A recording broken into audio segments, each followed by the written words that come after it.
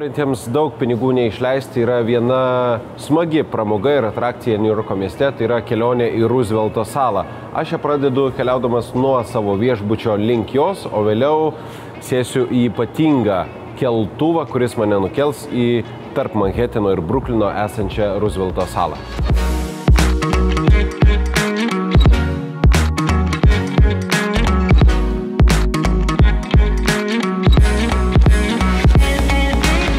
Tai jau prieš mano akis keltas į Roosevelto salą. Viskas labai paprasta, jūs ateinate, turite savo metro kortelę ir šiai kelioniai to pakanka. Tai reiškia, kad jūsų persikėlimas iš Manheteno į Roosevelto salą kainuos tiek, kai kainuoja kelionė metro – $2.75. Nieko papildomai pirkti nereikia, pasinaudokit šią kortelę, sėskit į tramvajų, pasimėgaukit įspūdingais Manheteno vaizdais už ganėtinai mažą kainą ir pakliūsit į Roosevelto salą, kur galėsit pasivaikščiot po nuostabų parką.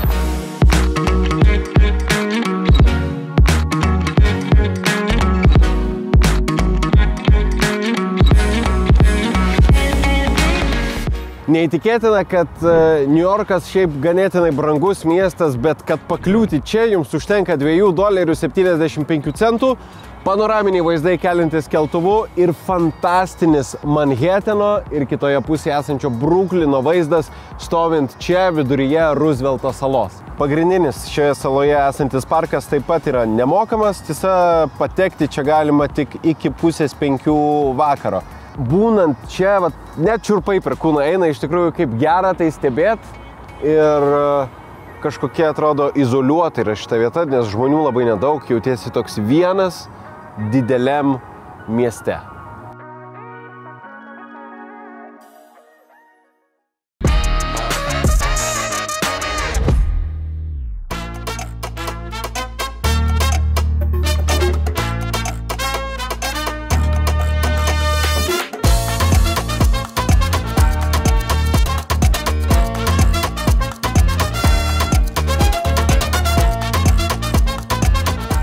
Didingoji laisvės statula. Jaučiuosi toks mažytis, jį man tiesiai už nugaros. Prancūzijos dovana Jungtinėmis Amerikos valstijoms nepriklausomybės proga. Tai puikiai atrakcija pasivaikščioti aplink visą šią salą, apžiūrėti statulą iš visų įmanomų pusių. Ir kas dar yra labai nuostabu, tai galimybė pasigrožėti New Jersey, Manheteno ir Bruklino vaizdais. Bet dabar svarbiausia, žinoma, yra ji karalienė statula, tad einam pažiūrėti, kaip ji atrodo iš priekio.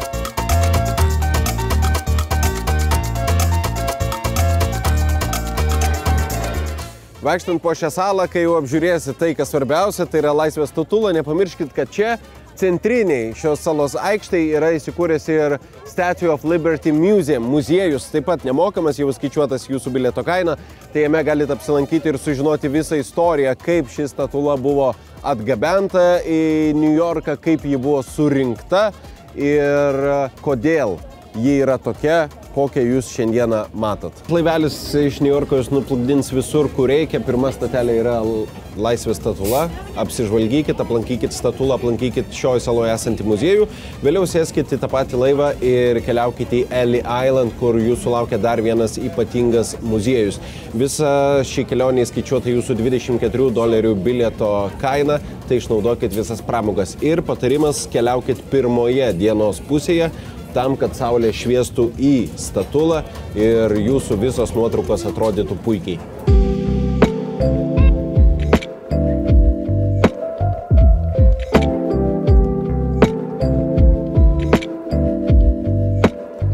Atvykus į Ellis salą, čia yra imigracijos muziejus, kur galima pamatyti, kaip žmonės iš viso pasaulio karo metais, po karo, dar prieš ieškojo to geresnio gyvenimo pažadėtojai žemėj, tai yra Amerikoje. O čia interaktyviam žemėlapį galima susirasti ir Lietuvą, bei pamatyti, jog Amerikoje gyvena beveik 400 000 lietuvių, daugiausiai jų Ilinojuje, Pensilvanijoje ir Kalifornijoje, šiose valstijose. Čia pagal paskutinius duomenis taip yra, dalis jų pabėgo karo metais, dalis jau po jo emigravo, tai arti 500 000 lietuvaičių gyvena Jungtinėse Amerikos valstijose. Imigracijos muziejaus registracijų salė didžiulė vieta, didžiulė erdvė, kur spręsdavosi daugybės žmonių gyvenimo likimai. Būtent šioje vietoje iš viso pasaulio laivais atplaukiantys ir bandantis patekti į Jungtinės Amerikos valstijas čia laukdavo eilėse, kur pagal sąrašus juos registruodavo ir tikrindavo, jeigu jie atitikdavo visus reikalavimus, jie gaudavo leidimą patekti į Ameriką, jeigu tų reikalavimų neatitikdavo, dėja, jų svajonės čia ir baigdavosi. Pasaulio prekybos centras 9.11 rugsėjo 11 šią vietą pavirtė ypatinga, bet ne džiaugsmo vieta. Tai ypatinga vieta dėl to, kad čia didžiulis paminklas, čia, kur anksčiau stovėjo vienas iš bokštų dvynių. Dabar mes matom visų žuvusių vardus ir pavardės, kurie žuvo katastrofoje. Vienas iš bokštų yra atstatytas, į jo viršūnę taip pat gali pakilti kiekvienas ir apsižvalgyti aplink. Na, bet čia susirenka žmonės ne dėl to. Yra du momentai. Tai yra šis paminklas, kurį jūs galit visą apeiti, matysit kai kur tarp raidžių įsmeigtos gėlės ar kažkokie kiti palinkėjimai, galbūt žmonių, kurie artimai yra susiję su šiais vardais ir pavardėmis. Kitas dalykas yra 9.11 muziejus, kurį labai rekomenduoju aplankyti tam, kad iš tikrųjų suprasti, koks tai buvo įvykis, kokia tai buvo didžiulė nelaimė ir katastrofa įvykusi Niujorke. Naujasis pasaulio prekybos centras dabar atrodo štai taip. Viskas šviežia, nauja, gražu. Čia įsikūrė didžiausi brandai, parduotuvės, žmonės čia ateina apsipirkti arba tiesiog pavalgyti. Tai atgaiva po 9.11 tragedijos vietos naujasis pasaulio prekybos centras. Ir aišku, viena iš tų vietų, kur galima pasidaryti daug gražių nuotraukų dėl to, kad architektūra šito pastato išties įspūdinga.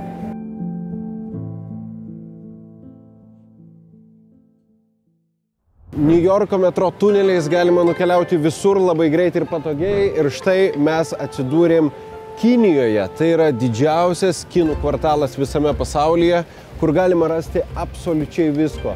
Nuo maisto krautuvėlių, parduotuvių, užkandžių, restoranų, suvenyrų ir šiaip visokių kitų kiniškų niekučių. Tai ypatinga vieta, nes pačiame Manheteno centre šitas rajonas tave nukelia visiškai į kitą pasaulio pusę ir atrodo, kad taip, tu esi ir vaikštai Kinijos gatvėmis.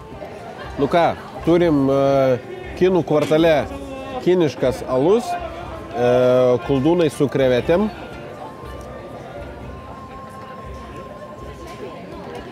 Labai geri. O čia yra tai, ko aš nežinau, bet mums padavėjas labai rekomendavo, sakė, jūs nuo tų koldūnų nepavalgėsi, tai būtinai užsisakykit šitą. Čia yra su kiauliena, kažkoks tai blynas, kažkas tokio.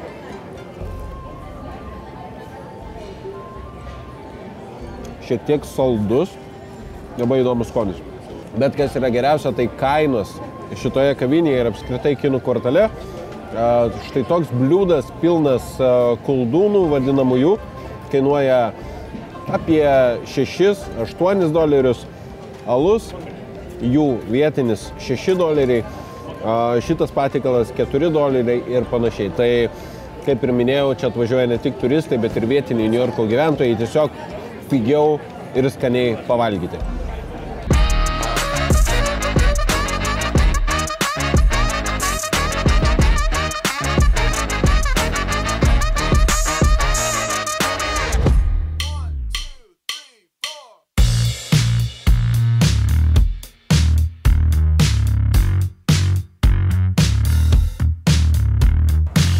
Kelias šimtai metrų nuo kinų kvartalo paėjus jūs atsidurėt tiesiojoj į Bruklino tiltą. Pakeliui daug suvenyrų, daug parduotuvių galite apsipirkti, bet visi čia daugiausiai turistai einantys šiuo taku turi vieną tikslą – pereiti įspūdingiausią Niujorko tiltą ir atsidurti Brukline. Ta padarysim ir mes, minia žmonių, bet netrukus jau stovėsim ant tilto ir grožėsimės vaizdais bei keliausim Bruklino link. Vieni čia sėdi, kiti stovi, visi stengiasi surasti tą tinkamiausią ir pačią gražiausią pozą įsiamžinti ant šio tilto. Žinoma, pats tiltas visus savo grožiu atsiskleidžia dienos metu, bet jeigu turite laiko ir galimybių, labai rekomenduoju ateiti čia jau ir saulėlydžiui esant arba visiškai sutemus. Tada tiltas šiek tiek nublanksta, bet vaizdai atsiveriantis nuo tilto labai išryškėja. Muziejus, kurį atranda labai nedaugas, vos 1000 žmonių per dieną aplanko šią vietą, tai lyginant su kitom New Yorko vietom, tai yra labai mažas kiekis. New Yorko tranzito muziejus. Metro sistema New Yorke yra didžiausia pasaulyje, turinti daugiau negu 420 stotelių, arba kitaip tariant, daugiau negu 1300 km nutiestos trasos po žeme.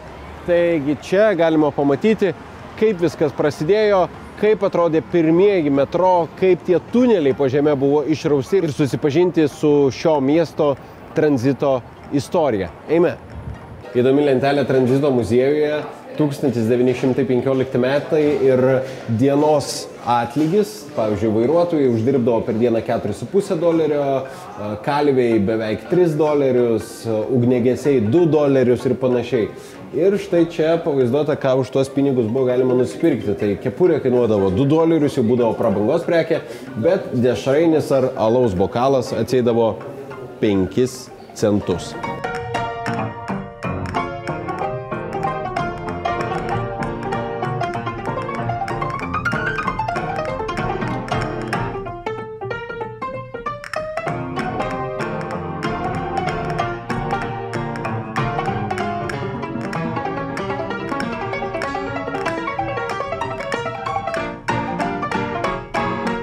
Įdomu tai, kad visas šis muziejus įsikūręs po žeme yra tarsi metro stoties imitacija, instaliacija ir įeidami į jo vidų jaučiatės taip, lyg žengdami į paprastą metro stotelę. Brukline viena lankomiausių vietų yra tiesiog gatvė. Įsiminkit pavadinimą Vašingtono gatvė, būtent ją jums reikia surasti, jeigu norėsite atsidurti čia ir pasigrožėti Manheteno tilto įspūdingų vaizdų, kuris atsiveria man už nugaros. Daugybė žmonių čia ateina į šią gatvę tam, kad pasidarytų įspūdingų kadrų.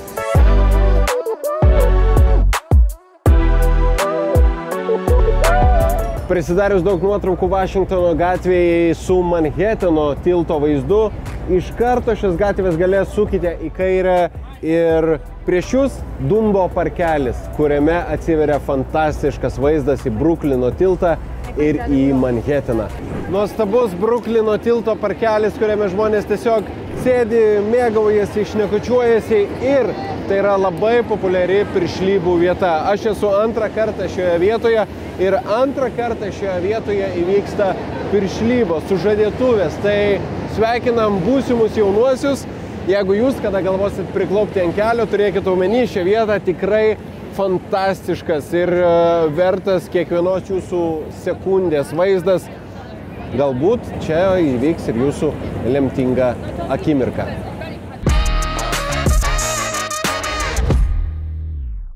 Štai Toyota $140, Thermo Fisheris $520 ir taip toliau. Mes esam Wall Street'e, kur vyksta daug pasaulio reikalų. Nuo šitos vietos, nuo New Yorko akcijos biržos priklauso labai daug pasaulio įmonių, labai daug pasaulio verslų ir čia sukasi labai daug pinigų. O tam, kad jums pasisektų, čia atvykus reikia padaryti vieną dalyką. Patrinti Wall Street'o buliaus kiaušiukus. Sako, kuo stipriau trini, tuo geriau bitkoinas kyla. Federal Reserve Bank of New York vieta, kuri yra ypatingai saugoma. 25 metrai po mano kojomis, tai yra maždaug 5 aukštų daugiabutis, tokiame gilyje saugomi aukso luitai, kurių vertė $90 milijardų. Man atrodo, ne vienas norėtų ten pakliūti, tačiau į šį pastatą patenka tik tai iš anksto atrinkti, labai stipriai patikrinti ir saugumu besirūpinantis žmonės.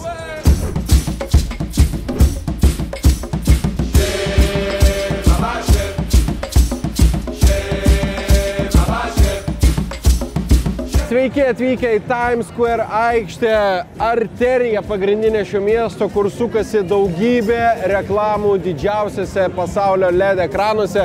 Ir čia vyksta neįtikėtinas veiksmas. Šitoj aikštėje rasite viską nuo šokių vienoje pusėje, kitoje pusėje teatras, trečioje vadinamas skemas ir apgavystės, kaip iš turistų išvilioti pinigus.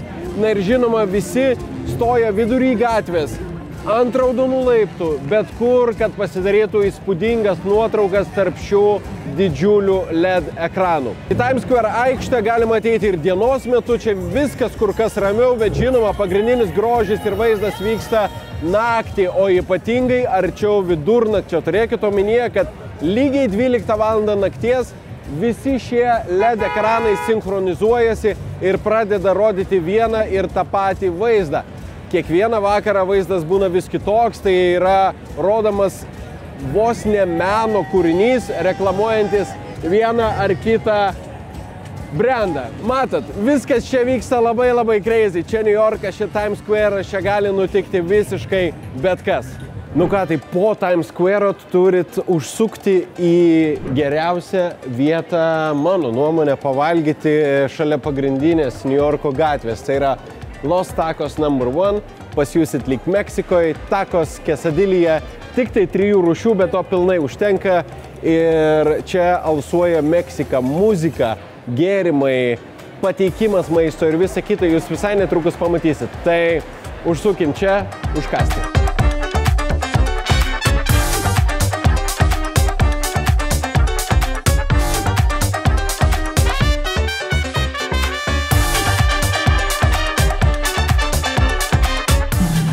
Kaip tikri maisto vlogeriai dabar, labai gražus beje Coca-Colos buteliukas. Ragaujam tacos, viena taca carne asada, kita polo asado, tai yra su steiko, su jautiena ir su vištiena ir taip pat dar polo asado quesadilija. Tai va, fantastinė vieta, pasižymėkit, apsibraukit, apsilankykit. Ir štai ji prieš mane, tikra kalėdų eglė. Tiesiog vaikštau ir ieškau išėjimo jau geras 10 minučių, nesuvokiamo dydžio šitas food courtas. Jeigu bijot aukščio, drebės kojos, jeigu ne, galėsit pasimėgauti unikaliu vaizdu.